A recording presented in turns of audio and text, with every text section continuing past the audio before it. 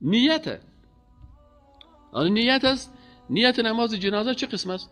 از رسول اکرم صلی الله علیه و هیچ نیت نماز جنازه، نماز عید، هیچ از نمازها نیت لفظ نامده که پیغمبر هم گفته باشه که نیت کردم ادا سازم. چطور که هیچ نیست. همینطور چه قسم بود؟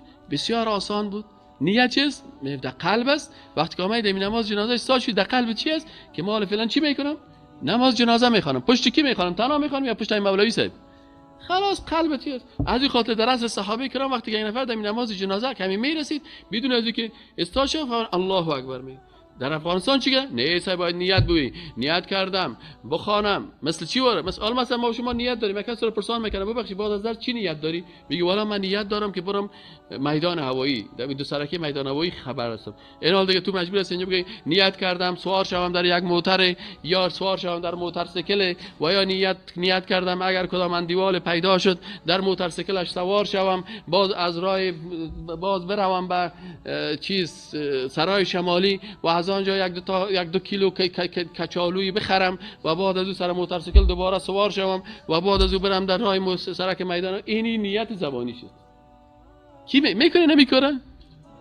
اینه. این حال اگه برای یک نفر بگه که صاحب نیت کو برم تو میدان هوایی و مجبور است که 15 دقیقه این نیت چی کنه؟ جور کنه. اما اگه مجبوری بیادر چی نیت داری میری کتمه و میگه والا نیت ماست که تو برم بالا شد در موتورسیکل بریم بخیر خلاص دقیقه. نماز جنازه می نماز وقتی نماز جنازه رسیدی الله اکبر خلاص نیتت است که جنازه اجرا میکنی هیچ مشکل نیست. او یکی میگه بیادر چرا نماز جنازه رو نخوندی؟ والا استاد نیتش یاد نداشتم.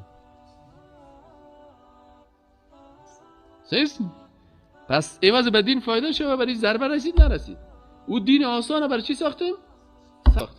هم بدعت شد، هم ناروا شد، هم مخالف عمل پیغمبر شد، هم دین بر از او سخت ساخته شد. از او خاطر در زمان رسول اکرم صلی الله علیه و قسمی نبود که حالا چی است. حالا مثلا یک طفل است، یک روز در مسجد نماز پیش شدیم، نماز صبح مرا پیش کردم.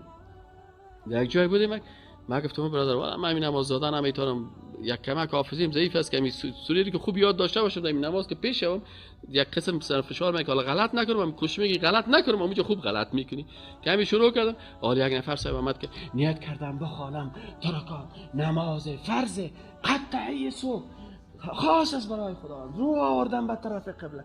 یکی میگه بعد او نشد نیت کردم بخوانم دو رکعت نماز فرض قطعی آخه السلام علیکم مردم گفت چیه پس مردم باشه قطعی تا که خلاص شد قرائت بر خلاص که من نماز دادن نمیتونم بدر ارمیال تو بخی یک نماز یک امامت قطعی بکو بخی ندانستم هر قدر دمینه من نماز کل فکر ما بردی چیز